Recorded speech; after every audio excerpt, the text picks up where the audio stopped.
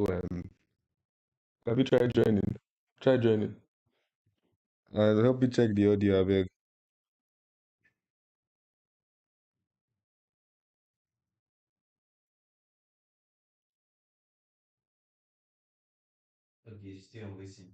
Still on waiting. Uh, um, how do I do it? Um, what do now? Because it's sharing our life here. Um,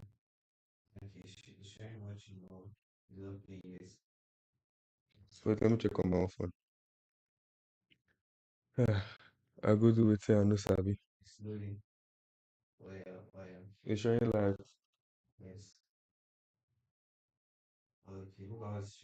Okay, okay. It's working, Abby. Okay, okay. Bless, bless, bless, bless, bless. Um, Let me share it to the people. Then I'll put back the face cam.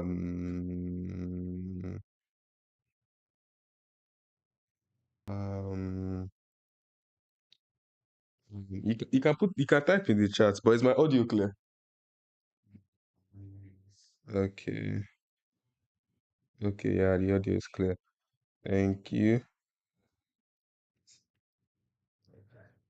Um, Let me send to Anemi and okay, I think I've sent enough people, but then how many of them will reply and will open it?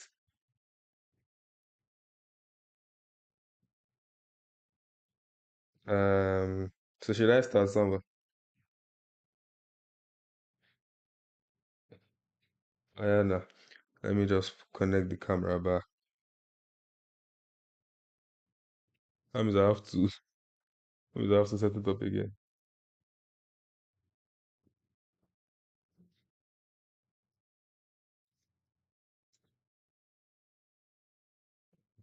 How's it looking here?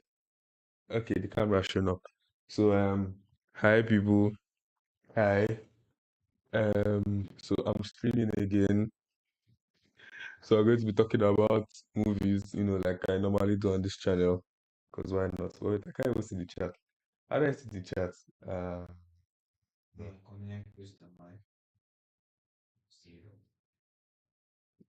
I'll just check my double YouTube in case there's anyone on chat.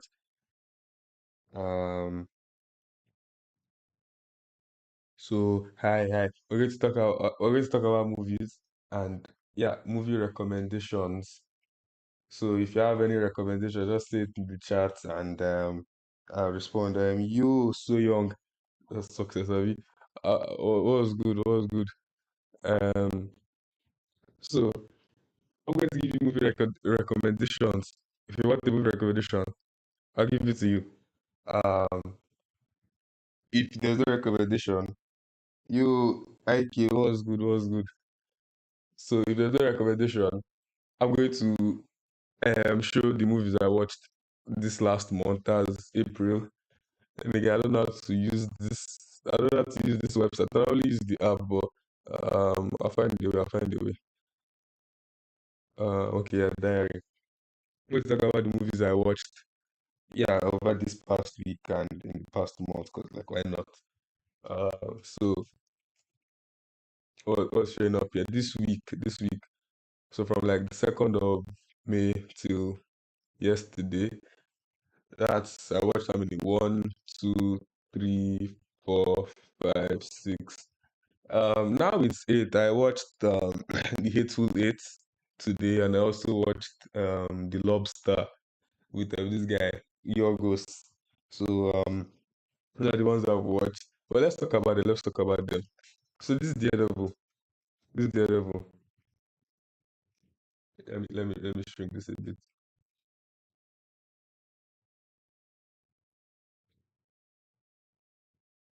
This Daredevil is honestly like a very, very, very stupid movie. Like you have to turn off your brain to watch this movie because of how dumb it is. Like it's so annoying how stupid this movie is. It's not even a joke. So so Here's what's written here. When the streets have gone to hell, have faith in the devil. So you watch this movie. This movie is under 2 hours. I don't know why it's taking so long for this web page to load. So watch this movie. This movie is under 2 hours, and it jam packs everything, but it somehow misses everything it tries to do. So, for example, Daredevil, Matthew Murdock, in this is supposed to be very, very religious and very, very Christian and Catholic, and he follows their dogma to a T. But yes, he kills people. Like he doesn't show any form of restraint or mercy to these criminals that he attacks. He just kills them in cold blood. Like literally, he runs them over with trains and shit like that. And then now Electra, I think played by Electra, played by Jennifer Lopez in this one, I think that's her name. She's there. Then she beats up Matt. Well, she doesn't know Matt is Daredevil, so for all we know, she beats up a disabled blind dude. She beats up a disabled blind dude because it's fun. And for some reason, Matt doesn't have game in this one. And we have Colin Farrell, this guy as Bullseye, and he's literally just there to add to the plot. I think like the writer, whoever wrote this movie, didn't know how to make it a feature-length script, so he just added as much shit as he could. I mean, the only redeeming quality about this movie, I guess, is this guy who played Kingpin. He's cool, I guess, but the plot itself is just all over the place. The characters have zero depth to them, and overall, just very annoying, honestly. Um, yeah, that's my take on it. That's my take on it. So, what do I give it? I gave it 2 stars out of five. That's like a 4 out of 10. I agree. It's a very terrible movie. I would recommend it. I mean, if you're a fan of Daredevil, or if you're a fan of like this type of movies, this type of crime movies, and you want to watch something like this, then watch something different. Watch Training Day or watch the Daredevil show produced by Netflix. That's a way better time. This is a waste of time. Even though it's under 2 hours, it's still a waste of time. But if you watch the Daredevil show from Netflix or Training Day, I mean that's a better usage of your time, in my opinion. Then the next one I watched, The Master, directed by what's his name, Paul Thomas Anderson, and I give it what 3.5 stars. So I've been watching almost every Paul Thomas Anderson movie recently. He has 10, and I watched 8 of them, so only 2 left, and those are like his earlier works. So this is The Master. It's a movie that I would say I wanted to enjoy a bit more, but then for its own sake, it's a bit too long. And the funny thing is that it's not even that long. It's about what 2 hours and 17 minutes. But towards the ending, you can really have the feeling that these people are just like meandering and wasting their time.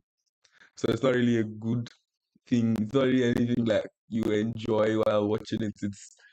It just misses the point towards the end. I mean, the main ending, the climax, is a nice time. It does a nice work for the characters. That's Philip Seymour Hoffman here and Joaquin Phoenix. But I think everything else is just a bit all over the place too much. It's a bit too self-indulgent. So yeah, that's why I give it a 7.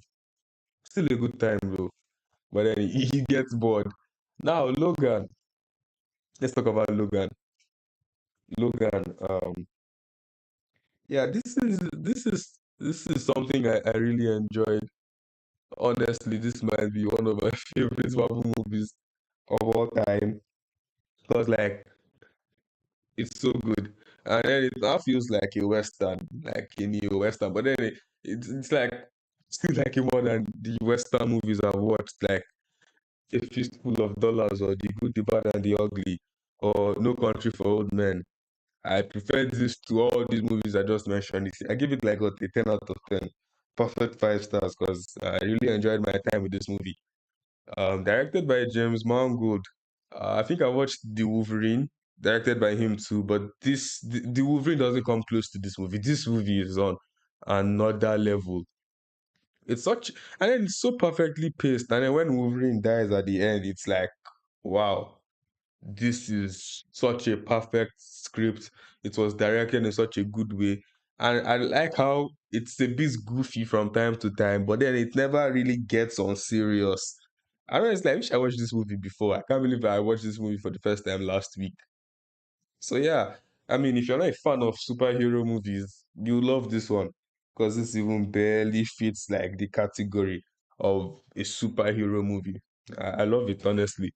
Yeah, I gave it a 10 out of 10. There isn't really much to say. I guess if you want to criticize it, maybe you can criticize who Seth Professor Xavier because he's a bit out of character. But then again, I mean, this guy killed the X-Men, so can you really blame him?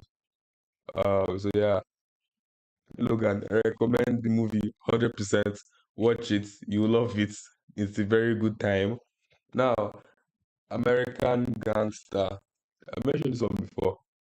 This, this, for some reason, when this movie came out, it wasn't liked by critics. And this is the first movie directed by Ridley Scott that I actually like.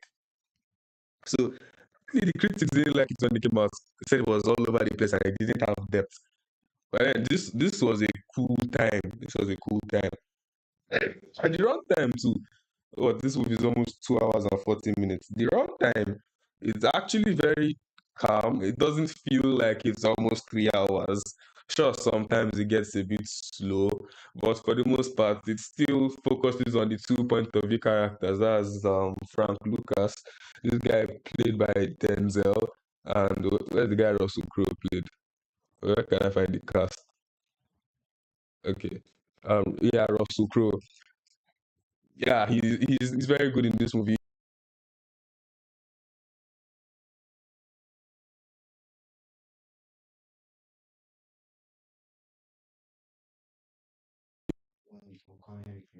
Okay.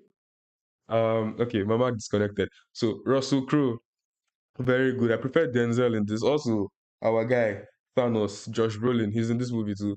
He is like the main antagonist in a sense because he's like a thorn to the side of Russell Crowe. He's also a thorn to the side of Denzel. But then Denzel and Russell Crowe are our main protagonists. The two people we see the movie from. They're also at odds with each other, but then they come together at the ending because, like, yeah. So very nice movie. It's a very nice time.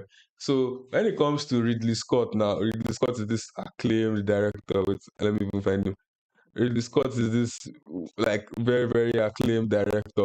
I've not watched much of his movies. I'll tell you that I've watched like two, but out of those two, I only like one. So yeah, you see, you've watched 2 out of 34. Wow, he has lots of films. But, but the only one, oh, he also directed Gladiator. That I guess I need to watch more of them. But like, yeah, the only two I watched is Blade Runner and American Gangster, and I didn't like Blade Runner. I didn't like Blade Runner. I think it was a bit too over the top for my taste. But I think he directed Gladiator and The Martian, so I guess I'll give them a try, especially Gladiator.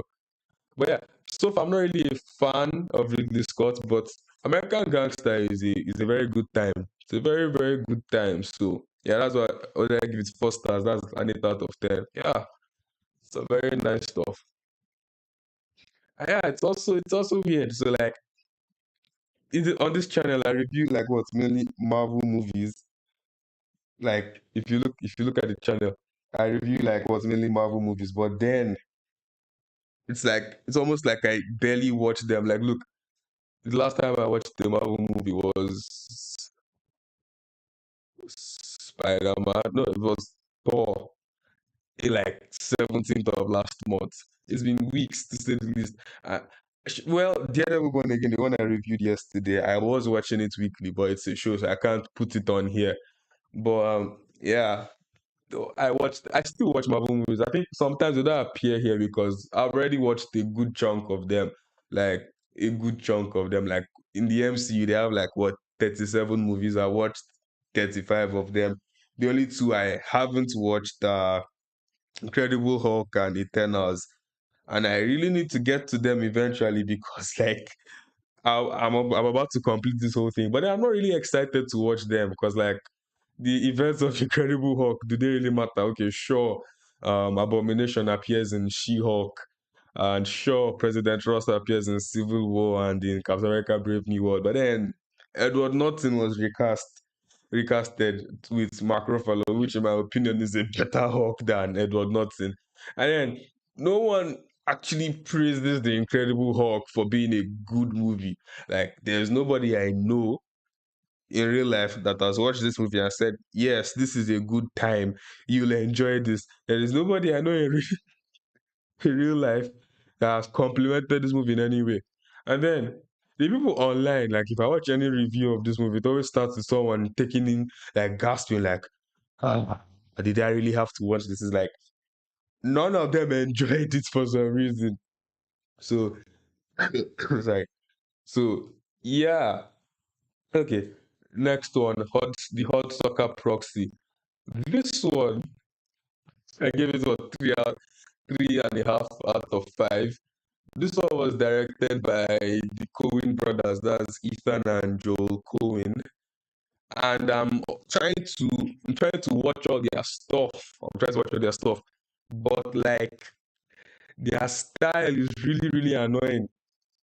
It tends to be really annoying. I think I made a list. I think I made a list about, and then I ranked all their movies I've watched. But the premise of this one this is like one of their signature absurd type movies where it's like there's a stupid character that's put in the center of this whole plot that's happening.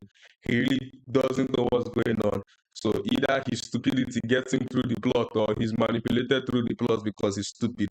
So this guy here at the beginning of the film commits suicide. I don't know if I have to mention it on YouTube. But he he ends himself, but not in a flashy way. Forget that I mentioned like suicide. It's actually very, very funny. So the whole plot is these other members of the board trying to what they're trying to inflate the stocks or something, or deflate the stocks so that they can buy it by themselves and take full ownership of the company. So they put this stupid guy that is sitting in the cover as the is he head CEO something of the whole company. Then he does a somewhat good job, no matter even though he's quite stupid. But they still kick him out and sabotage him because like they want the company to themselves. So the plot is just weird like that. I gave it a 3.5 out of 5. Cause like sure the plot in itself is alright, but the characters and the writing, when I say the writing, like it's supposed to be a comedy, but I didn't laugh in this movie. Maybe I laughed twice because the weird elements just like went to the max. But like aside that, this movie really wasn't funny. Plot wise, it's a good movie. Don't get me wrong, but it wasn't funny. So I just kept a straight face for the most of the runtime. But then the movie really wants you to think it's funny. I think that's my problem with some of these Coen brother movies. So I made a list. I watched 12 of their movies. I watched 12 of their movies. So let me talk about some of them. And if I let me even recommend some. So 12. The first one, No Country for Old Men. This is their movie that I can say is like very, very good. So good. But then again, it's also one of their movies that strays away from their style. So this is a very serious story from beginning to end. It's a very, very serious story. No comedic elements. Like there's so much restraint in the director and in the writing that there isn't even any music in the movie. So like it's for the most part a very, very strong neo-western thriller. So your heart is pounding for a good chunk of the runtime. And I'm not even joking. Then the next one, The Big Lebowski. What did I give it? 3.5. Maybe I could increase it to 4. I think I like it a bit more, like in hindsight. This has our guy Jeff Bridges. To any of you Marvel fans, he's the guy, the Ironmonger, I think. The guy that made that Tony Stark built this in a cave meme. So the Ironmonger. His name is Jeff Lebowski. He calls himself the dude because he's this chill what stoner, I guess. He gives the vibe of a stoner that really doesn't care for what's happening around him and he's just living life on edge, risk free. And his name is Jeff Lebowski. So there's this rich man in the city also called Jeff Lebowski. So both of them have the same name. So Jeff Lebowski, the rich one, not the dude, the rich one has a wife, and the wife keeps on taking on debts to like shady people. So they track the dude because his name is also Jeff Lebowski, and they try to torture him a bit. So they pee on his rug. They pee on his rug. They pee on his rug. So the dude is now like, yo, I'm not this bro. Look, I live in a self-contained apartment. I can't be this rich dude you're talking about. So he goes to find the actual rich Jeff Lebowski and is like, yo, your wife is causing trouble for me. Like, tell her to calm down with whatever it is she's doing. Then the rich guy complains, like, oh, of course, you're coming to ask me for a handout. Oh, you see, this is why I hate poor people. It's like poor people can't just get rich by themselves and work hard. I mean, look at me, I'm paralyzed because, yeah, Jeff Lebowski is paralyzed. But like, you don't see me complaining about it. See, I own this massive empire and I'm rich and all that. So it just gets into this weird kidnapping plots where the dude gets in the middle of it. So the people who kidnap his wife want money. Jeff Lebowski's daughter wants money, and Jeff Lebowski, the rich guy, doesn't want to pay the ransom. So the dude is in the middle of all of it, and he has to get through the whole plot. So this one, I actually laughed to it way more than the other comedy movies. The absurd shit in this movie is really, really absurd. So I liked it. Now, the next one is Raising Arizona. So it came out in like what? Yeah, 1987. It has our guy Nick Cage in it. This one also had funny elements, but I think the movie annoyed me a bit more than it made me laugh because something I might have not mentioned, the Coen brothers, these guys are also very, very good at writing characters that piss you off. So this guy, whoever was his name, Nicolas Cage, the character Nicolas Cage plays more or less, he gets angry. Um, he gets angry. Oh no, sorry, he's a criminal that marries a woman that's a police. So he's an ex-convict. So both of them are like madly in love. Both of them are madly in love with each other. So they get married and like, let's have children. So they try to have children, but then they realize, oh, we can't have we can't have children. So there's this rich guy in the city called with their son in Arizona. So they give birth to five at once. Was it quintuplets or something? So then the woman that's like a cop, by the way, gets pissed off and says, like, oh, why should this guy get so many children and we have none? So it's only right that we collect one. So they go to kidnap these babies. Literally.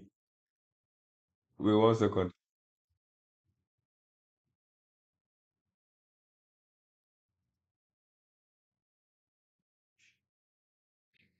So they go to literally kidnap this baby. So this rich guy puts a bounty hunter on their head. And then this guy is a criminal. So note, he has criminal friends. So these criminal friends are trying to take money no matter what. So when they stumble upon the bounty, they also want to take the bounty too. So the second half of this movie is this Nicolas Cage and his wife trying to run away from the bounties. Then there's also this guy who gets bombed. It's a weird story, but then they come to the resolution that like, yeah, it's not a good thing that we had to deprive this family from their happiness. So they end off not they go to return the child. So when the guy who sends the bounty hunter, the Arizona guy, sees that, he's like, you know what? At least you guys are honest. So I'll let it slide. I'll let it slide. So yeah, annoying characters, but the plot itself is okay. The next one is the Hot Sucker Proxy. We just talked about this one. Then the Tragedy of Macbeth. Um, this one I like it. I like it. Um, it has Denzel Washington in it. It has Denzel Washington. It has Denzel Washington in it, and also it strays away from their style. It really does stray away from their style. It's very serious, and also I mentioned that they are brothers, so Joel and Ethan Coen.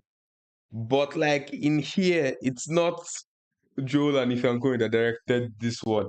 It's just Joel because I think both of them are split up right now. Um, so they are like by themselves. So they're directing their own individual movies. So this is the only movie Joel has directed since they split up, and this is a nice movie. It's stylized, but not to their normal style. So it's not a comedy. It's a very serious story that adapts, William Shakespeare's Macbeth. We all know the story. We all know the story. So I like this one. It's a nice performance from Denzel too. The next one is Barton Fink. I didn't like this one. I really didn't like this one. The absurd shit just got a bit too overwhelming for me. Then the plot itself now felt like a waste of time. So I felt like I wasted my time. Right after reading, I didn't like this one too. 3 stars. That's like a 6 out of 10. It's only a six because like Brad Pitt is in the movie. But then again, Brad Pitt dies. Yeah, Brad Pitt dies in this movie. Um, I can't even remember the plot like that. I think a woman wants to get cosmetic surgery, so but she can't afford it. Cosmetic surgery, sorry. So she can't afford it. So she goes to try to blackmail this rich guy, but this rich guy isn't having any of it. So this rich guy also kills Brad Pitt too. It's also the type of plot where it's like it's a waste of your time. So I didn't like it. The next one is Blood Simple. This is actually their first film, and I can't remember anything that happened in this film. I really can't. So I'm not even going to talk about it. So I'm not even going to try to recommend it. Next one is Drive Away Dolls. This one is directed only by Ethan Cohen. And out of the two movies Ethan Cohen has directed just by himself, if you point a gun to my head and say recommend one, this is what I recommend. I don't want to talk too much about it, but this I don't know. I think if I'm Cohen's movies, if I'm Cohen's movies are just a bit too overindulgent, and they really don't say anything, but then they look like they're saying something, and then they are very short.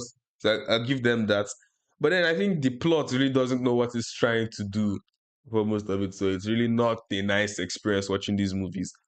The next one is Fargo. This is like their second most critically acclaimed movie. I gave it 2 stars, it's like 4 out of 10. I didn't like this shit at all. So this like what their second most critically acclaimed movie, and I hated it. This was like what their third movie I watched. I watched this. This was like the movie I started to watch their whole filmography. I already watched Burn After Reading and No Country for Old Men before. So then I watched this one because like it had the other highest rating on IMDb. But then I didn't like this at all.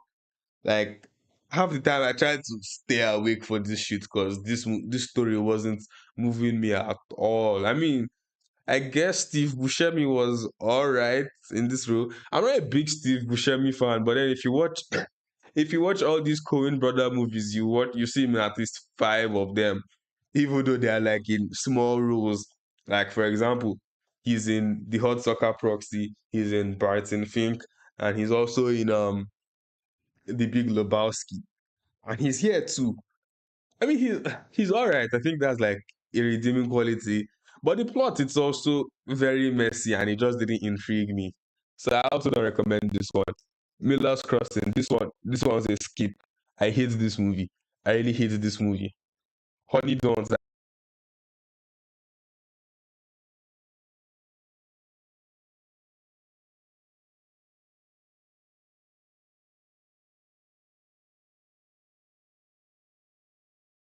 Yeah, yeah. Okay, my audio is back. Um, Now this Honey Dawns is the second one directed by only Ethan Cohen that I mentioned, and this one is also bad. I hate this one. This is like one of the worst movies I've ever watched. That's why I give it like what a 1 out of 10, a half star rating. Don't watch it. So out of all their movies, at least all 12 of them that I've watched, which ones do I recommend? I recommend No Country for Old Men. Very good stuff. I recommend The Big Lebowski. It might be your jam. Raising Arizona. I liked it, but then again, I understand if you don't like it, it might not be your jam, honestly. The Hot Soccer Proxy too, I liked it. It might not be your jam. I'm just going to be honest, but I do recommend it. The Tragedy of Macbeth. This one I wholeheartedly recommend it. This one is actually good. So watch it because this one's good. Um so yeah, that's all for the Coen brothers. Okay, There Will Be Blood. Paul Thomas Anderson again. This is like what on this app. This is most critically acclaimed movie. I think even on IMDb too. This is most critically acclaimed movie. Now this movie did suffer a bit from going on for a bit too long. But then again, the pacing is way better in comparison to the master. And then like this is Daniel Day Lewis. Like, how many Daniel Day Lewis movies have I watched? I've watched three. I'm not going to act like I'm some Daniel Day Lewis connoisseur. And out of those three, this is one of the ones that he won an Oscar for. The other ones were what? Gangs of New York. Very good movie. Peak Scorsese. Watch it. You'll probably love it. But again, it might be too long for your taste because, yeah, Scorsese really has a problem with directing movies under 2 hours and 30 minutes. So it might be too long for your taste. The other one is Phantom Thread, still with Paul Thomas Anderson, and I have to say that I've come to like it a bit more compared to when I first watched it. So There Will Be Blood. Very good movie. I like the setting. I like the way it's shot. I like how calm the camera tends to be, where like everything is just happening so helter skelter and just so very, very hectic. Now, in terms of character work, the character work is there. The pacing is just a bit too slow towards the ending, but then that's the thing. Towards in the build up to the climax, it gets very, very slow. But the climax itself is so satisfying. So this guy Daniel Day Lewis plays, his name is Daniel Plainview. Then there's a character that Paul Dano plays. Paul Dano, if you don't know him, if you watch the Batman, Riddler. So Paul Dano plays two characters actually, Eli Sunday and Paul Sunday. So Paul Sunday is a cool character, but Eli Sunday is this fake pastor character that tries to extort Daniel Plainview. So Eli Sunday comes at the end of it comes to beg Daniel Plainview for money. But Daniel Plainview is at another level of insane because he's a misanthrope, but now he's just angry. So he kills he kills Eli Sunday. It's such a satisfying. He carries like what that that bowling pin, and I think it was wooden back then, not like I think it's plastic right now. But the time period of the movie, it was like one type of strong wood. So this guy lifts it up and like hits Eli like what? How many times? 3 times. Yeah, like his blood is just all over the ground. So at the end of the film, I guess I have to say that there was blood. So yeah, nice film. I easily recommend it. Let's go over Paul Thomas Anderson's movies that I've watched. Let's talk about them a bit. I mean, because for Paul Thomas Anderson, compared to the Coen brothers, he really has more hits than misses, in my opinion. Like there are more Paul Thomas Anderson movies that I've watched and enjoyed compared to the Coen brothers. And it also helps that Paul Thomas Anderson has like what only 10 movies.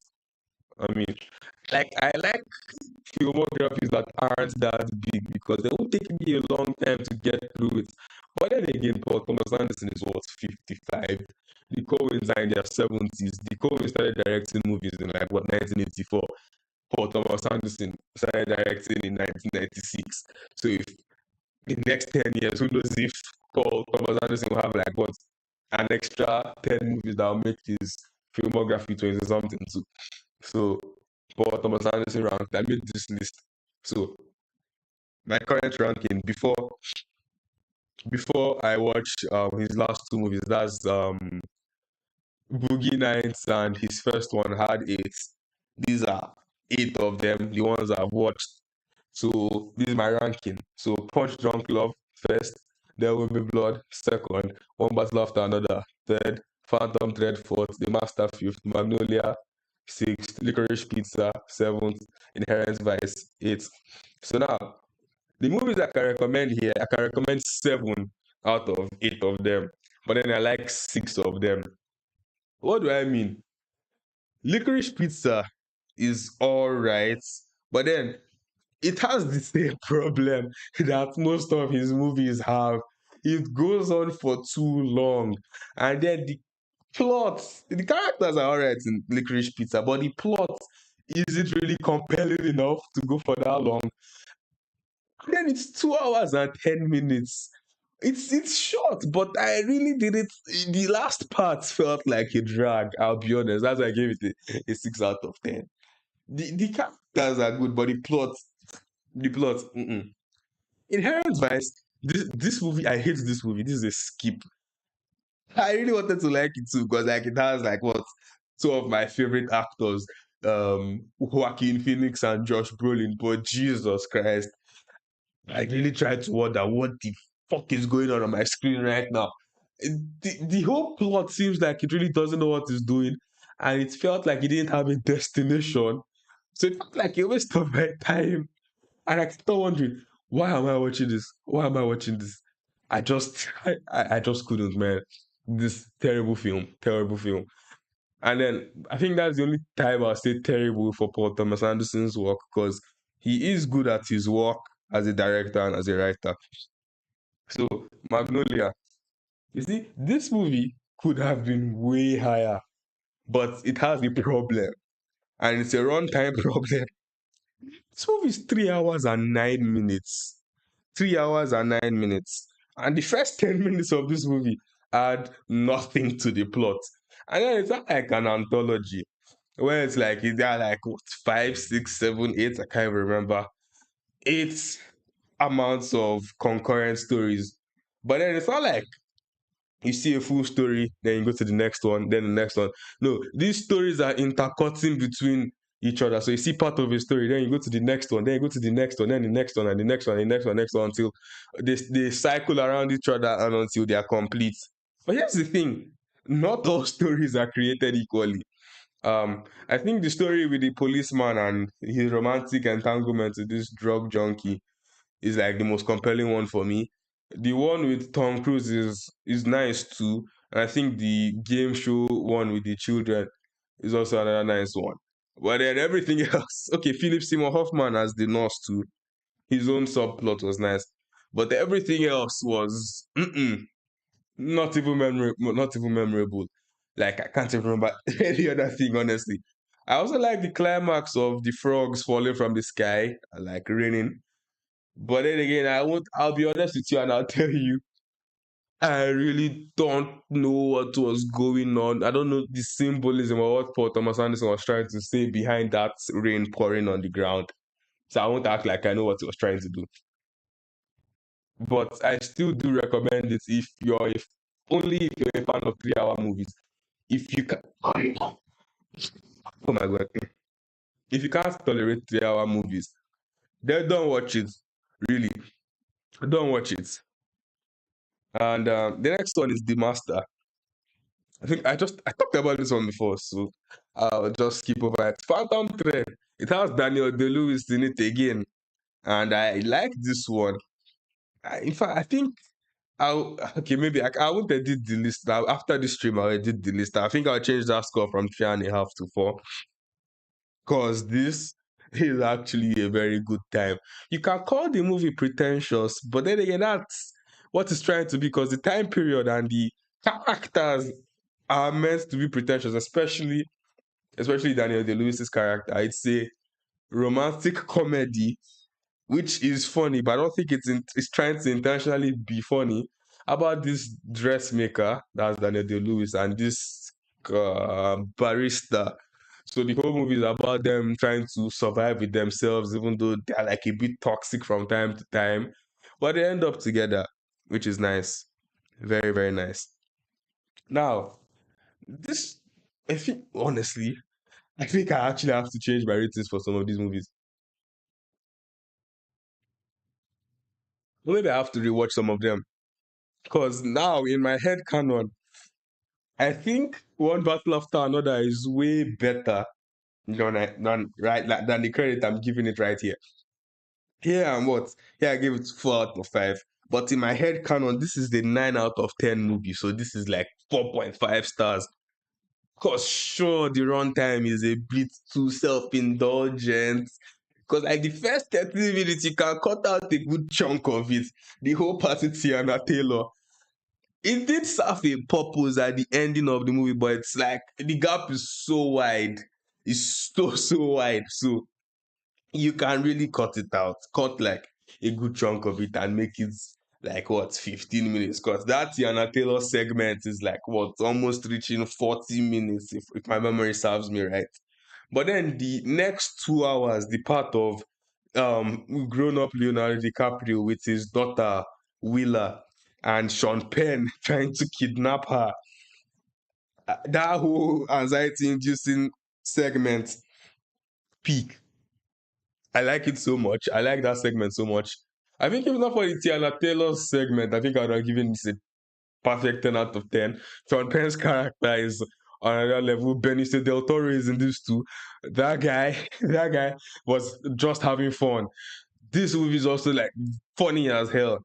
But then again, I won't call it. Will I call it a comedy? I don't think I will, because this is because if you label it as a comedy, the Oscars wouldn't have given it Best Picture. I'll be very honest with you there. The Oscars wouldn't have even considered this, but this movie is so funny. Benicio del Toro is making me laugh every single time I see him on screen. Fucking Leonardo DiCaprio is making me laugh. But I guess it doesn't fall on that normal comedy. I guess it falls more on the dark comedy. And I call it black. This one's black comedy. But yeah, very nice, very nice film, very nice film. And what even makes me like it more is the fact that Ben Shapiro doesn't like this film. Like, fuck that guy for real. Um, so there will be blood. Yeah, I've talked about this one. Good one. Now, Punch Drunk Love. I think I will give it higher. I give it a like what's 4.5 out of 5. So 9 out of 10. Because this one is an hour and 35 minutes. And if you've noticed, every other thing I've been complaining about the other Paul Thomas Anderson movies is the fact that they go on too long. But this one knows the appropriate runtime to do its thing. Phantom Thread is 2 hours and 10 minutes. And it's not like La La Land, where it's like around the 40, 50 minutes, the characters get together and we get to watch their relationship till the end. Phantom Thread is 2 hours and 10 minutes of you wondering if these characters will get together. But then there are some spaces where there's like visible drought in the pacing. Licorice Pizza 2 is like, it's going to sound very weird. Licorice Pizza 2 is like a rom com, but not a traditional rom com, but it's a romance story of this 25-year-old immature girl and this 15-year-old mature guy. But then their romance really sits as the back burner for a good chunk of the movie. But then that the romance is what the movie is supposed to be about. So when you see other stuff intertwining and entering the forefront of the plot, you really start to not like what it is you're watching. Then it's that 2 hours and 10 minutes again too. So it just runs on for a bit too long. But Punch Drunk Love is an hour and 30 minutes. Oh my god, I'm coughing so much. I need what? Oh my god. Oh my god. Thank you. Mm.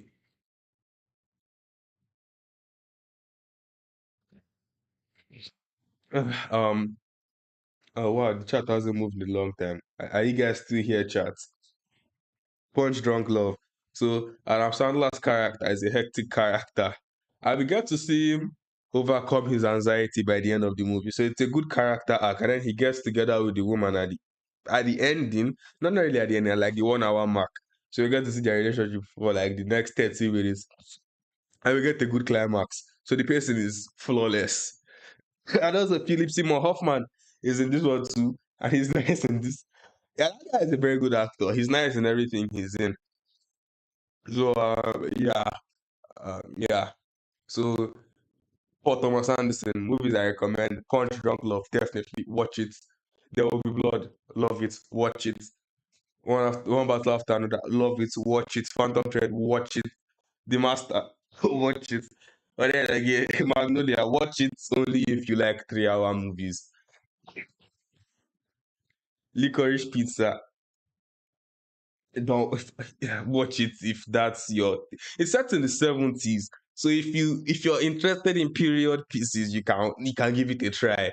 But Inherent Vice, don't watch it unless you want to do what I'm doing and you want to watch his whole filmography. But aside from that, don't watch it. Don't watch it. I repeat, don't you regret it. Uh, yeah, yeah, yeah. That's all I've watched this month, but that hasn't been this whole week. So I think the week starts from around Death Proof. So yeah, I guess Death Proof. Wait, we can go a bit more. We can go a bit more, right? How long has this stream been? 45 minutes. We can go a bit more. Death Proof. What did I give it? A 6 out of 10. Three out of 3 out of 5 stars. I can tell you that I don't even know this movie, man. It's usually Tarantino's least, like it's usually his weakest film in his filmography. But I think he just wanted to indulge because why not? So this movie was made with another, I think Robert Rodriguez, another director. It's called The Grindhouse Double Feature, where both of them get to make two expectation-esque movies that are based off those type of movies that were made in the 70s and the 80s with their style of like humor and their style of editing that's very bad, and their style of and their style of cinematography too that's very bad. So from time to time you get to see continuity continuity errors, and sometimes the camera is a bit too shaky, or sometimes the camera is glitching. So that's annoying. It's oh my god, I can't stop coughing. Oh my god. It's it's really annoying. And I can't help but ignore it. It's Tarantino. Okay, maybe I should talk a bit quieter. Can you guys still hear me like this? Can you hear me? Okay, let me talk a bit quieter. Because maybe that's why I'm coughing. It still has Tarantino's normal charms, absurd violence, non-linear storytelling, and good dialogue. But then when it comes to his dialogue, this is actually some of the weakest what I've ever felt. Uh, Especially the dialogue between these people existed in the second half, these girls that you're seeing here, and their dialogue was honestly the weakest from time to time. But then they were in the most interesting part of the movie. The first half was it goes on for a bit too long. It goes on for a bit. Oh yeah, you can hear me. Thank you. So the first half goes on for a bit too long in my own taste. So but then again, I guess it establishes what the story is about. But I think you could do that with a shorter time period. But okay, I guess.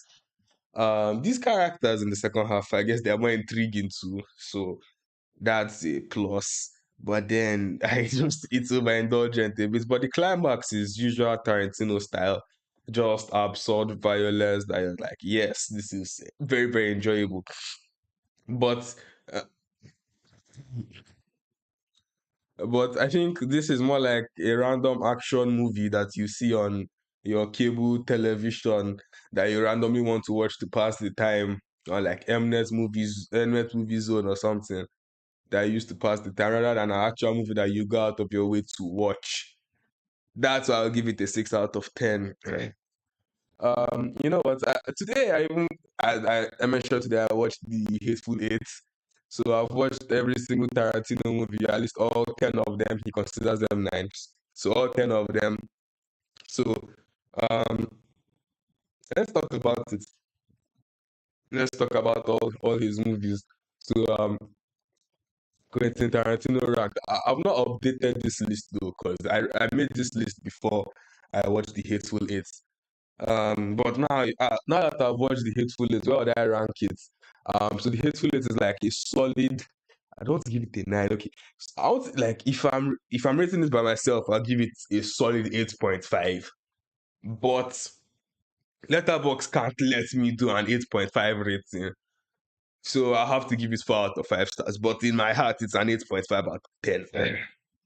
So the other Tarantino movies, this is a 6 out of 10. Jackie Brown, I gave it a 7 right after watching it. But if I think about the movie, I really want to give it a 6. But then it will be unfair. So I want to rewatch it to know if I can give it a 6. So I'll just leave it here. Once upon a time in Hollywood, I gave it an 8. Okay, yeah, well deserved 8. Reservoir Dogs. Okay, this is a solid 8. So I put Okay, and Kill Bill Volume 2. Kill Bill Volume 2 is okay. This Kill Bill Volume 2 is a bit too high. It's more like a 7.5. So it's below Once Upon a Time in Hollywood. It's below Reservoir Dogs, but it's above Death Proof and Jackie Brown. So I'll put The Hateful Eight above Kill Bill Volume 2 and above Reservoir Dogs and the other ones, but right behind Kill Bill Volume 1. Hateful Eight is just that good. Um, Kill Bill Volume 1. This is peak Tarantino. Like, I like how this guy can do any genre he wants, but still add his style to it, and it still feels very nice. Apparently, this Kill Bill Volume 1 was akin to like a Hong Kong action movie from the 80s. But like the violence and the action directing it, this is so good. And it's so refreshing because like Tarantino isn't who you traditionally call an action director. And normally the reputation of action movies aren't really a good one. But the plot, the writing, the characters in this are so magnificent. Maybe you could criticize. No, yeah. No, I was thinking that maybe you could criticize it for being a bit too cliche, but nah, this movie isn't cliche. This movie isn't cliche. It has so many subversive and just absurd elements that you can't call this cliche at all. Like what? Um, yeah, they are even, in fact they are so graphic. I can't even. I don't think I can stay there for YouTube without getting banned. It's very graphic.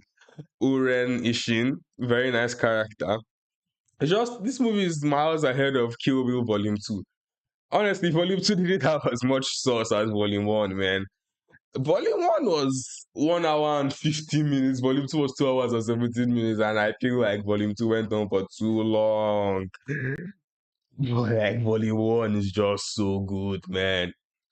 Volume 1 is just so good. Okay. I'll stop glazing. I'll stop glazing Volume 1. Kill Bill, Pulp Fiction, 9 out. Pulp Fiction is that let me check the stream stats a bit. Pulp Fiction is a 9 out of 10 too. Very good stuff. Very good stuff. Um, Reservoir Dogs worked so that Pulp Fiction could run, and yeah, Pulp Fiction is a nice crime movie. It's two timelines, very funny stuff, very well stylized stuff. So yeah, I love Pulp Fiction. In fact, yeah, bro, Uma Thurman. God, her name is so hard to pronounce. Uma Thurman, love her in this. Samuel L. Jackson. Also, Samuel L. Jackson is like the most frequent collaborator with Quentin Tarantino. I'll get into that later. Samuel Jackson is great in this. And then Bruce Willis, yeah, he's good as Butch too. Now, here's my two favorites. These two, I give them 5 stars, perfect movies. There's nothing to criticize about these movies. That's Inglorious Bastards and Django Unchained. Um, Now, this ranking, they can change. These two are basically first in my eye. Inglorious Bastards and Django Unchained. Just that the day I made this list, I think I was just feeling Django a bit more. Inglorious Bastards. What? This like this, and the funny thing, these are his most linear stories though. They don't even use his non-linear charm, but they do use his dialogue charm and his violence charm. Inglorious Bastards, World War II movie about this. It's not even historically accurate. It's a fictional World War II about these um American Jewish soldiers called the Inglorious Bastards, killing as many Jews as they can. Wait, can I talk about this World War II? Can I talk about World War II on YouTube? I'm scared. I'm scared because there's obviously if I mention that guy, these people on YouTube will get pissed off. So can I show that guy? You know what? I'll just talk about the movie. So it has his usual Tarantino violence, very very violent. Like Brad Pitt is in this. Brad Pitt's character Brad Pitt's character is all about scalping these.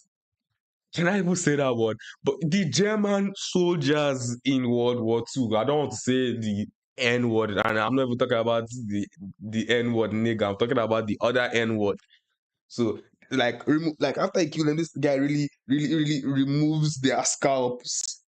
He they remove their he removes their scalps, and then he tells each of their soldiers that they owe him 100 scalps. Uh, a little politics don't hurt. Wow. I mean, okay, I'm talking about it, but I won't get too deep into it because YouTube doesn't like it. So I'm going to use pseudonyms for them. Is that okay, chat? I'm going to use pseudonyms. Is that okay? So I'm going to use pseudonyms. So it's all up. It's all about killing Jews. But that's sorry, killing and killing Nazis. Fuck, I'm going to say killing Nazis. Fuck YouTube, don't ban me, please. Yeah, I'll do. Yeah, Aldo is a peak character. But then it's also about this guy called Colonel Hans Landa. Now he is, can I say the word? He's a Nazi, one of the best. But then here's the thing about his Nazism. He doesn't kill the Jews out of this ideology that like he hates them. He's just doing it because it's fun for him. He likes the glory of being called the Jew hunter. So he does it for fun. And the first 10 minutes of this movie establishes that fact. And then the movie doesn't hold back from it. I make you feel how menacing this guy is. And you see, that's runtime gone well compared to one battle after another. So the first 10 minutes of this movie is just Hans Landa, played by Christoph Waltz, by the way, the goat, just being menacing as hell. Like, just being menacing as hell and just killing a full family of Jews. But then he lets this girl leave. One girl that escapes, her name is Shoshana. He lets her escape because, like, why not? Because then again, remember, he's not doing this out of malice. He's doing this because he can. So he lets her escape. Years later, or a few months later, they don't really explain the time gap. Now, so like there are 3 point of views. Hans Landa, Shoshana, that's her name. She opens a cinema, and then there's Aldo Rain. So Aldo Rain goes about killing the Jews. He even partners up with this guy, forgotten his name, but he's played by Michael Fassbender. For those of you guys who don't know him, okay, just use yes, supremacist. Supremacist. Yes, supremacist. That's a good. Oh, David, thank you for joining, bro. Thank you. Supremacist. Yes. Spam the W's, but supremacist is the perfect word to use. Perfect word to use. Thank you. Supremacist. So, Michael Fassbender is in this movie. Let me explain the. I think to make it not sound messy, let me explain the plot points one by one. So Hans Landa kills a family of Jews but lets this woman leave. Okay, that's what his character does. Put him to the back burner a bit. Then Shoshana opens a cinema in France, but Nazi supremacist occupied France, right? Supremacist occupied France. So this guy, okay, his name is safe. I can say his name compared to naming the Austrian painter. So Goebbels, minister propaganda dude, he wants to show his movie. So he's looking for a cinema. So he picks Shoshana Cinema. He picks Shoshana Cinema to watch the thing. So wait. So it's a private screening amongst like the higher ranking people in the supremacist army. So guess who also goes there? The Austrian painter. Mm-hmm. So she has a plan because she doesn't like these supremacists. So it's a cinema filled with lots of film stocks. So back in those days, the old way of or the old style of film was like very flammable. It was so flammable they didn't let it inside cars. So she was going to just pile up all her film stocks and just burn them down. So that was her plan. So now back to the bastards. The bastards heard of this film screening that was going to happen after a few of their members got killed. But so they planned this infiltration. They planned this infiltration to go and, get their chance at killing the Austrian painter. The outlaw was dumb as hell. It was in line with like a Japanese kamikaze warrior or something. It's like suicide bombing. Yeah, taping bombs to their legs and exploding themselves. Yeah, that was their plan. Stupid plan. I mean, we can all acknowledge the fact that it's stupid, right? Chat, it's stupid, very stupid. But they were willing to die for their cause because, hey, I mean, if it means we can get to kill some supremacists, why the hell not? So that was their plan. So back to Hans Lander. Hans Lander finds out about this plan, and he, rather than killing them, he killed one, but that was for fun. Like I said, he does this for fun. He goes to negotiate a deal with them, saying that he won't interfere with it because their plan was more or less foolproof. As stupid as it was foolproof. So he won't interfere with it as long as they also call him one of the World War II heroes in the history books. So they made that agreement. So back in the theater, this Shoshana, she burns up the film stock and it starts to burn. All the supremacists start to die. Then these two bastards members are able to infiltrate the theater. Now see it didn't burn, and then this is their chance. They carry their Tommy guns and they start spraying all these supremacists, spraying all of them. Then they see the Austrian painter. And it's safe to say they don't show this guy mercy. Like they spray this guy so much that his face melts off. I know it's too violent. It's too violent. If not, I'd have like shown the clip. I'd have shown the clip. But like, trust me, it's so violent. Like they spray this guy, his face is like disfigured. And you know what? I think I'm going to show a clip from the movie. I think I'm going to show a clip from the movie because like why not? Why not? Um. So Aldoran, note Brad Pitt's character still doesn't like Nazis. He can let you leave, but like if you're going to leave because they showed mercy on you, and like you're going to stay, you're no longer a Nazi. So people will see you down the line and be like, oh yeah, this guy isn't a Nazi. He doesn't like that because you as the character, you as the person, you've already killed some Jews, and he doesn't want people to forget that yeah, this guy killed some Jews. So he has this way of putting something on you that you will never be able to take off. Please, who for us it next? Okay, who for us? I'll talk about it. So this is the scene. I love this scene so much. So he puts on something that you can't take off. Wait, let me set my audio. Let me put the video and set my audio so that I can hear what's happening. Well, let me pause it. Let me pause it first. He basically gives the he basically gives the people something that they can't take off, and yeah, you're about to see it. So I think I can play the video now. Let's wait for it to load. Let's wait for it to load. So yeah, you're about to see what he does. Why is it taking time? But I have to say what he does is very nice. But then again, you as a person seeing what he's doing, you can't say, oh wow, he shouldn't have done that. Because like valid, really very bad. Why is this thing taking so much time? Uh, the quality is already set to auto. So yeah, fuck. No, I'll wait for it to load. Let me continue talking about his other movies. Okay, let's talk about Django. Django Unchained. Django Unchained is also in the same vein with Inglorious Bastards in the sense that it also criticizes. Okay, wait, okay, the video started. The video started. So like, get ready, get ready.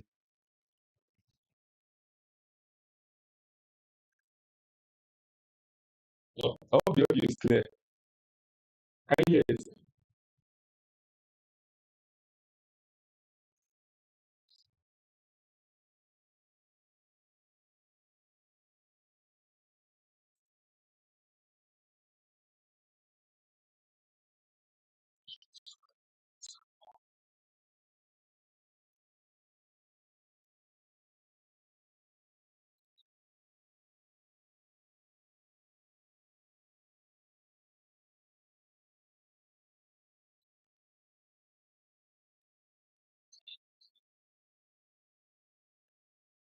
Oh my god, the video is lagging for some reason, but still, watch it, watch it.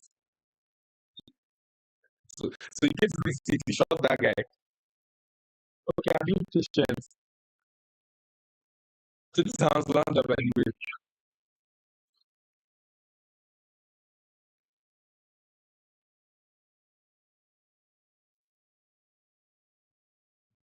Oh my God. Why is this so lag? Okay.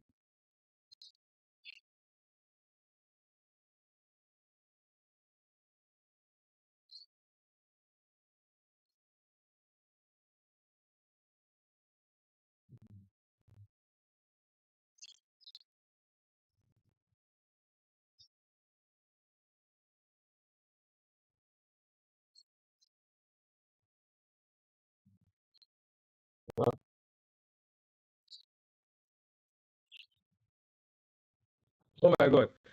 God. Let me skip it forward a bit.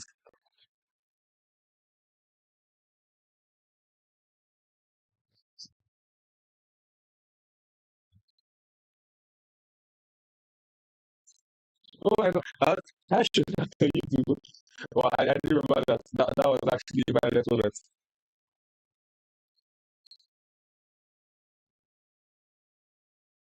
Oh my God. Why is this? Okay. But let's look at this.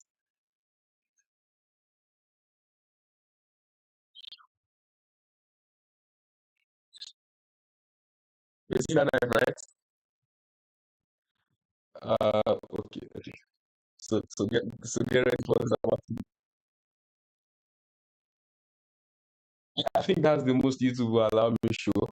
But in case that wasn't obvious, he he wanted to engrave the supremacist symbol onto his head.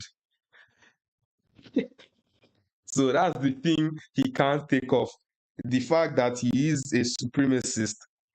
So everyone's going to know. So let's talk about Django. Django Unchained. This movie is also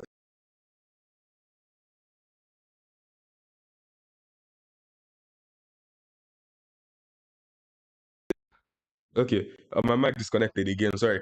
Django Unchained, I think, it also criticizes the same thing on bigotry that Inglorious Bastards does, but in a way that's it's more akin to the time period. Because, like, obviously, we all know that this Austrian painter didn't die in a movie theater in 1940. I want to believe it was either 1942 or 1944. He died in 1945 by Jesus Christ. I'm not a history teacher. You guys know how he died. So yeah, technical difficulties. We'll call it that. Yeah, we'll call it that. But now onto Django though. Onto Django. Onto Django. Um, so it's obviously criticizes slavery and it also criticizes hateful behavior. Because this was before the American Civil War. So this was still during the slave period. So it's also it's a revenge story. It's a story on romance too, and also a story of like getting your league back. And also a story that talks about house slaves like Samuel L. Jackson character, the main antagonist of this film, in my opinion. And this movie is almost 3 hours long. It's 2 hours and 50 minutes, but god damn it, it doesn't feel like it. And that's why I love this movie. The pacing is perfect. The characters are flawed, and the characters that are supposed to be good are good in such a good way.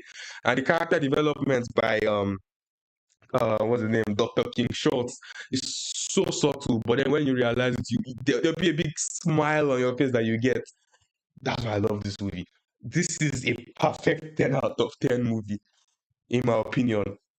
So, let's talk about Tarantino movies I recommend. Tarantino movies I recommend. Honestly, I recommend all of them. Even his weakest one, which is Death Proof, I still highly recommend it because I think at the very least you enjoy what you're watching. At the very least, you enjoy what you're watching. So it's at very least it's a fun time. So yeah, watch all of his movies if you can. All of his movies are so good. Um, yeah, okay. Samuel L. Jackson. Samuel L. Jackson, like I said before, frequent collaborator with this guy. Let me point out the movie Samuel L. Jackson appears in, even no matter how small the role. Django Unchained, he was the house slave. Inglorious Bastards, he was the narrator. Sorry. Pulp Fiction, he was Jules Winfred. He wasn't in Kill Bill Volume 1, but he was in Kill Bill Volume 2 for like 2 minutes before he dies. He wasn't in Reservoir Dogs, but he did. Any water. He did audition for Reservoir Dogs, but he didn't get the role. I mean, like, fair. in 1992, I think the lead director Samuel L. Jackson was working with at the time was Spike Lee. He auditioned for it, but he didn't get the role. But Quentin Tarantino liked him as an actor that he gave him the script for Pulp Fiction, and instantly he didn't even need to audition for it. He also wasn't in Once Upon a Time in Hollywood. Sadly, I mean, first Once Upon a Time in Hollywood, there wasn't any space for him. But he was in Jackie Brown. He was a villain in Jackie Brown. He was a villain in Jackie Brown. Good work. He wasn't in Death Proof, but he was in The Hateful Eight. He was the main character of The Hateful Eight, and god damn it, this guy was so funny in this. This guy was so funny in this. So yeah, I watched all of Tarantino's movies, and I think I need a new director to start watching their movies. No, I'm not watching YouTube now. Okay, back to the stuff I watched. Okay. Okay, let's talk about stuff I watched in April, but we'll only talk about my favorite of the favorites because as you can see, I watched quite some movies in April, and this is funny. I had exams throughout this month. If you notice, I think after the 12th or something, I didn't upload on this channel for like 3 straight weeks because I had movies, because I had exams. But then, but then when I want to study for exams, watching movies is like always the best form of preparing my mind to study for these exams. So I watched lots of them. Well, let's count it. 1, 2, 3, 4, 5, 6, 7, 8, 9, 10, 11, 12, 13, 14, 15, 16, 17, 18, 19, 20, 21, 22, 23, 24, 25. He's moving up the world. I want to love you, bro. 25, 26, 27, 28, 29, 30, 31, 32, 33, 34. Wow, that's more than a movie a day. You want to do the average. That's like at least 1.05 or 1.1. So I watch 1.1 movies a day. I mean, that's quite impressive, especially for me who had exams. Okay, let's talk about no. I'm not just going to talk about the best stuff. Let's talk about best and worst. Um, Birdman or the Unexpected Virtue of Ignorance. I liked this movie, but for me it was a bit too much from time to time. So I'm sure it's won Best Picture at the Oscars. I mean, I really love the style of the movie and what the movie was criticizing. That was like Hollywood and an actor's endless need for validation. This shit is funny as hell. I'll give it that, but then it's dark as hell too. I think my own problem with this movie is that it goes on for too long and it's just 2 hours. Yeah. So I like this one, even though I give it a 7 out of 10. I think I've talked about Honey Don't before, right? So yeah, Honey Don't. Like, don't watch this movie. It's trash. Sicario. This is a movie I really should. Then again, I still read for the exam, but like it's laggy as hell, man. I don't know. From the recordings from the streaming software is being smooth right now. I don't know what to do, man. Just watch it. Like if the audio is good, then just listen to me. Um, Sicario though. Wow, but yeah, it does look quite laggy from the way I'm watching it. But like, man, I mean, what can I really do? Is that bad? But like, what can I really do right now? Um, so Sicario is directed by Denis Villeneuve, the guy behind Dune Part One, Dune Part Two, Blade Runner 2049, Enemy, Incendies, Polytechnic. Those are all these movies I know. If he has directed more, let me know, I guess. But for the most part, um, this is easily the lowest out of all his movies I watched. Because definitely his style fits more for like a sci-fi movie like Blade Runner or Dune because of how grand he tends to make his movies feel. So for a good chunk of the movie, the camera is always so far away from the characters that it's hard to connect with them. But instead, this is a political thriller that also feels like a new. Sorry, Sicario is also is a political thriller that also feels like a western. So when you use that style that won't allow you connect to the characters, you won't connect to the characters, and the plot just ends up being very, very boring. Okay, The Empire Strikes Back.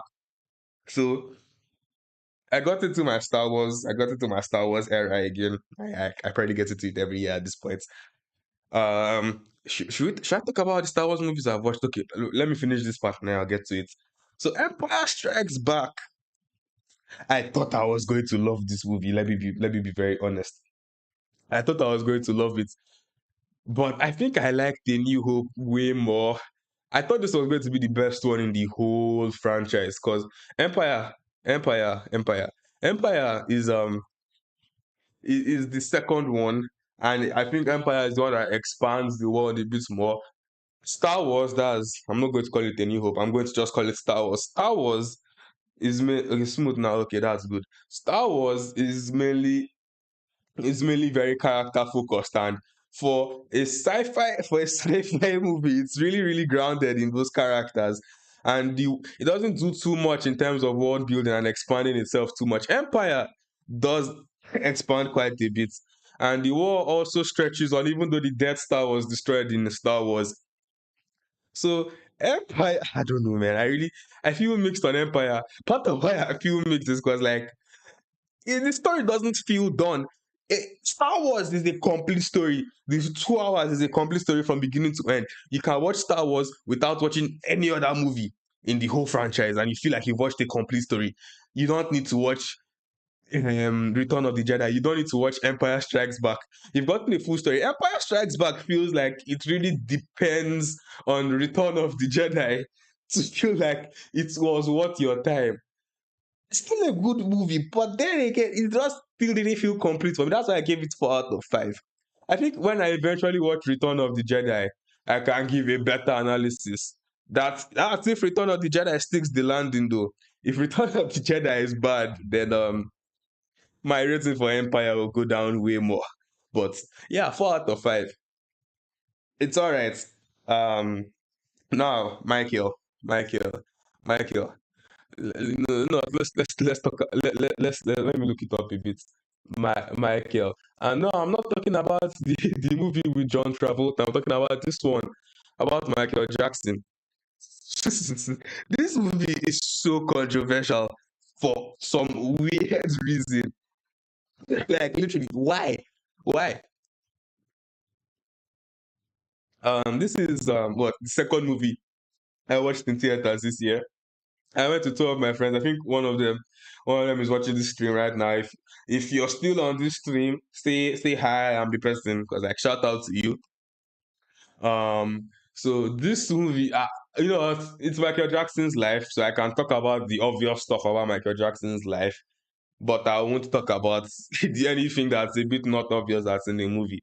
So I can say that this movie was a very very polished movie in the sense that the script is definitely is definitely written in a way that it can appeal to people of all ages. Because I mean, in case you can't see it well, look at this budget. Wait, I think I'm covering it. Let me move to the side a bit. Look at this budget. You're seeing that, right? 155 million. So this movie literally can't afford to be one of those artsy niche um art house movies that tackles a very dark subject in a very dark way. No, it can't afford to be that because it needs to make a return in the box office revenue. Which, by the way, this movie is smashing it in the box office. Let's check how much it's making. Michael movie box office. Let's check. Let's check. You see, almost 500 million. Almost 500 million. That's good. So so at least the movie, people are still going to show up for the movie. At least I'm happy for that, no matter how much it's so controversial for some reason. So $155 million, you don't really expect this to be in a way that it doesn't appeal to everybody. So the movie appeals to everybody, that's for sure. Um, yeah, I will say that there are elements of Michael Jackson's life that are a bit too polished, and there are elements that are just skipped out entirely, which is like fair. But then, if you review this movie as based on its own merits of a movie as the movie it is, you like it a bit more. And I think these critics that are supposed to be people that know how to review movies for what they are, I think they review it mainly. Yeah, exactly, it's a chill movie. They review it mainly on the basis that they didn't show what they wanted it to show. But yeah, he has identified himself. So like, shout out to him. So they didn't identify it, review it based on what the movie was trying to be, but what they wanted to see. So the Michael Jackson allegations, the abusive childhood. They wanted to see more of that, but obviously the movie wasn't really going to show that. But like I'm saying, it's like watching a Marvel. Let me use DC. It's like watching a DC movie, for example. You're watching a Batman movie now, and you're not reviewing it based off the Batman movie it is. We're reviewing it based off the thousands of Batman comics it did not adapt. Rather than focusing on what the movie is trying to say, what the movie is trying to do and adapt or be about. You're disregarding all its merits just for the fact that I didn't adapt a few comic books that you've read. It's that's shallow and that's stupid. That's a stupid way of reviewing a movie. And that's why I think these reviews behind Michael, for the most part, are quite stupid. If I didn't make a review on this movie, partly because I got a bit lazy. I got a bit lazy. And also, these reviews are not trying to make me think like, okay, am I the only person not seeing this movie the way I'm supposed to see it? But I think I've come to make my own decision that I'm saying the movie the way I want to see it, and this is how I see it. It's a good time. It's a good time. His performances, in fact, you get to see his interiority behind. Okay, even though it does not match real life, but you see his interiority behind why he made some of his music, why he wanted to go solo, why he wanted to split from his father, and behind the success of the music and his head. I'm not going to talk about that one, but you get to see the way he thinks from time to time, and also it's also this is a movie about a section of someone's whole life.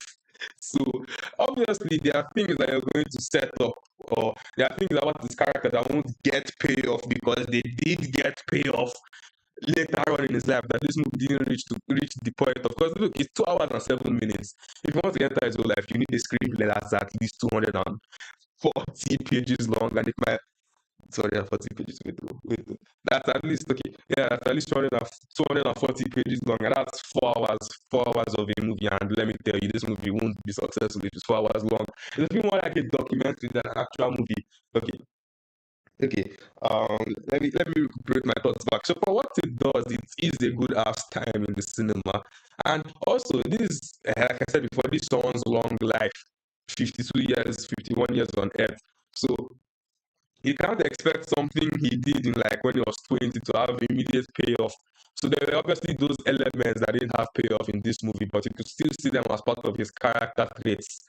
Like the vitiligo, for example, he started when he was in his 20s, but then he didn't get serious till he was in his 30s, and that's when it became controversial. See that they planted the seeds for that, but it didn't pay off in the movie because it didn't pay off at that point when the movie ended in his real life. It's stuff like that. And also, this is you can't just say you're making a Michael Jackson movie just because you can make a Michael Jackson movie. There has to be a story. I think I even told my friends when we finished watching this, and why I like this movie. There has to be a story you tell in this movie. So that story now is overcoming what bullying and what I would call abusive parenting and just extortion in general from like who his father, Joseph Jackson. And when he gets to overcome the chokehold his father had him in career wise and life wise, that's when the movie says, yeah, we've done what we want to do. Let's end it here. We've accomplished what we want to accomplish. And I appreciate the movie for that. I really like it for that. It accomplishes what it wanted to do. And it ended up there. No need to do more. No need to extend the runtime because that's the hook. That's the through line of the screenplay. That's the through line of the writing. So when that was established, when that was done, the movie ended. We got his performance of bad. We got to see that okay, he was free from the shackles of his, from the chains of his father, and he got to live life or do his music career the way he wanted to.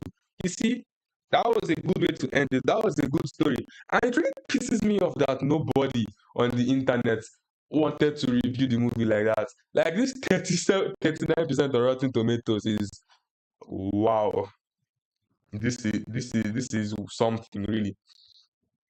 Let's read a few reviews. While Jafar Jackson's smooth moves bring the king of pop to uncanny life, this musical biopic mostly plays like a greatest hits album that could have benefited from including liner notes to give actual insight to the icon. Now you see, half of what he's saying is true, but the other half really ignores the element he's saying the movie needed because it was present in the movie. Let's see. Um, Wow, a hokey, corny, safe, cliched, sanitized look at Michael Jackson. I mean, I'm not going to pull out the race card, but like, I'm just saying, if this was a white musician like Bob Dylan, I mean, I've watched The Complete Unknown. A Complete Unknown isn't anything that much better than this movie. I'm just going to say that. They'll be praising the movie like it's the best thing they've ever seen. Okay. Okay, it's all right. I'm not going to say these reviews are racially charged. I'm not going to say that movies these reviewers have racial bias. I'm not going to say that. But what I will say is that when it comes to discourse on movies with black people in it, there's always that I've always had this feeling that a black movie can't just exist. A black movie has to be perfect. It has to be a perfect 10 out of 10 before it can be identified as something. If it's less than perfect, the critics will let you know that it's not perfect. And then they always frame it in a way that is like, why do you need to watch this when we have this alternative that's good? And like, sure, the alternative might be good, but of course, the alternative is always a white led movie. So a black led movie just can't breathe if it's not perfect. So sure, people will praise the likes of Sinners or American Fiction, American Gangster, because sure, those are near flawless movies, Black Panther. But then everybody or the critics will shit on Black Panther too because it's hard to overcome a bit of hurdles, a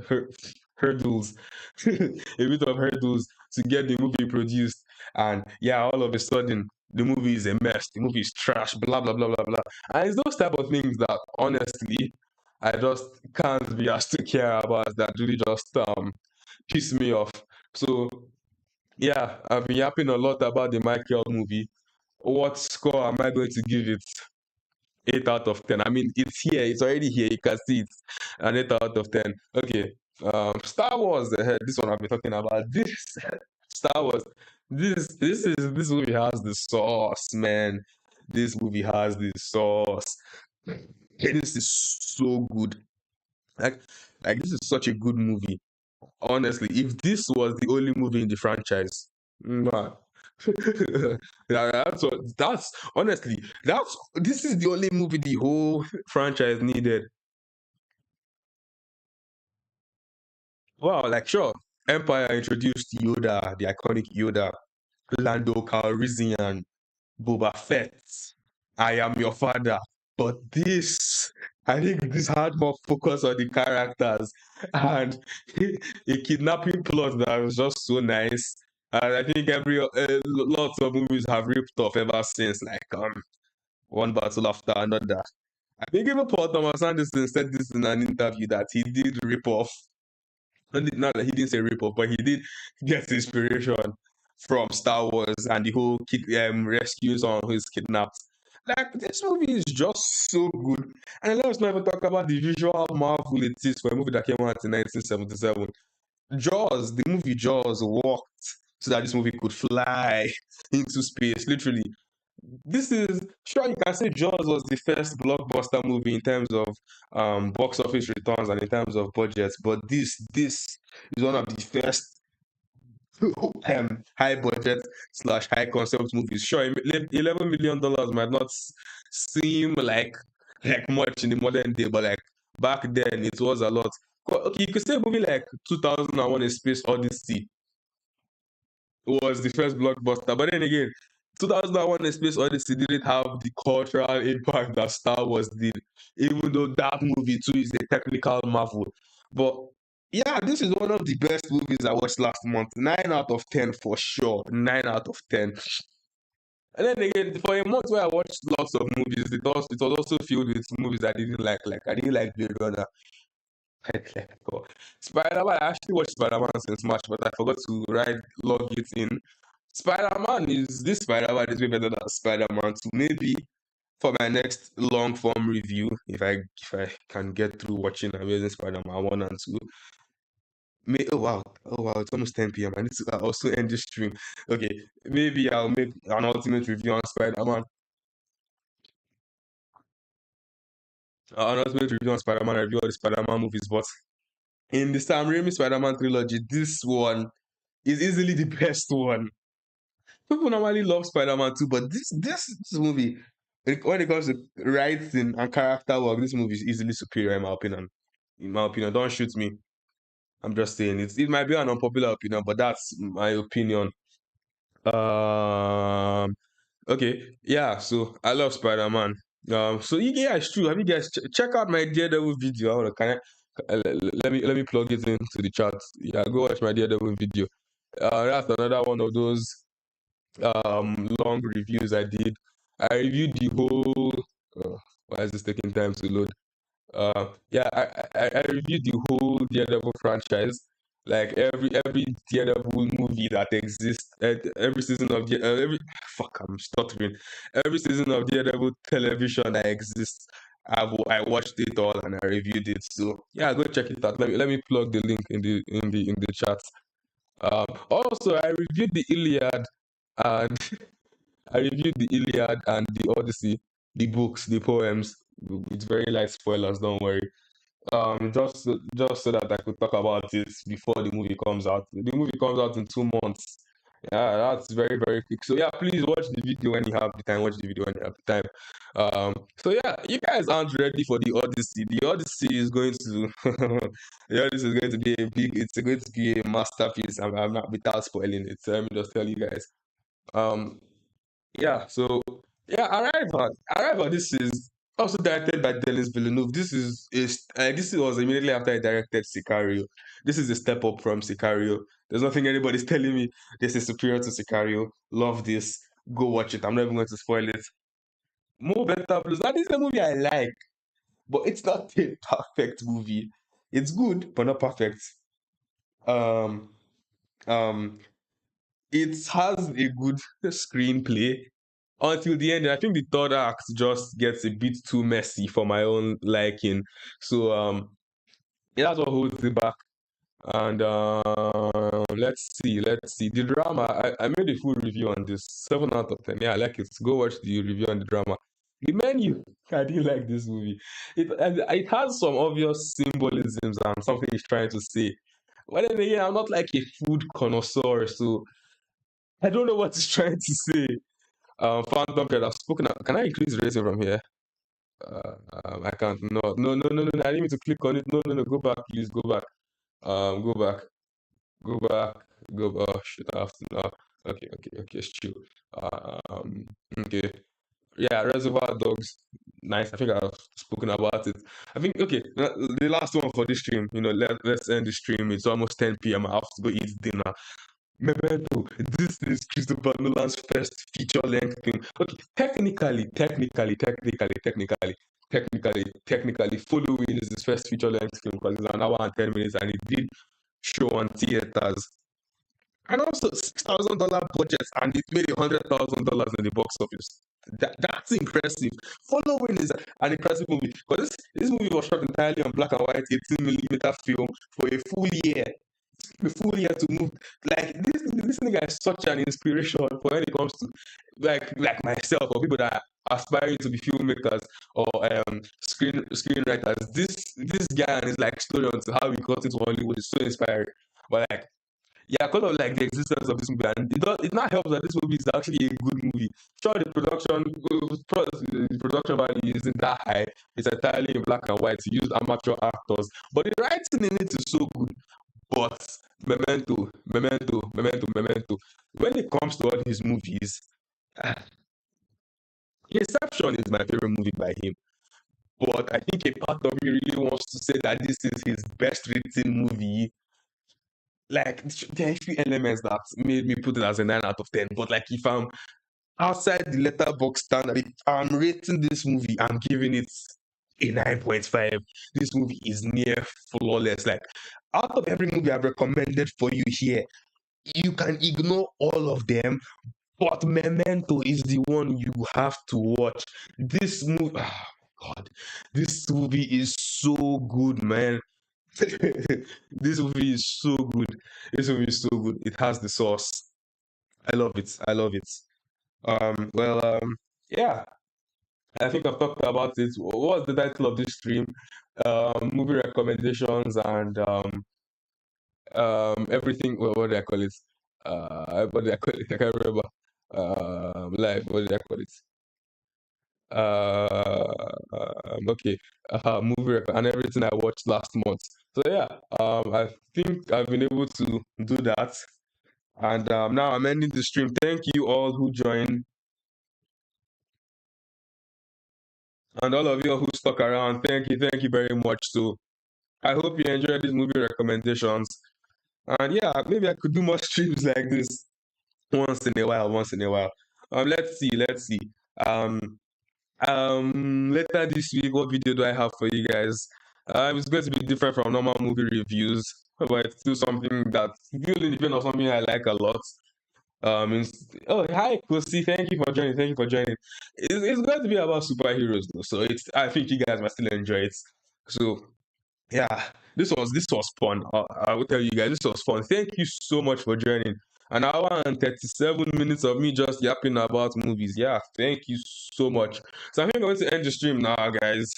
Thank you so much. I'm going to go have dinner. Thank you guys so much. Thank you guys so much. Let me know if you're in the chat before I end the stream. Any movie recommendations? Do you guys have any movie recommendations? I'll probably watch it. Yeah, movie recommendations. Anyone? There's no one in the chat to recommend the movie. I'm waiting. But then again, I want to go eat dinner. So anyone?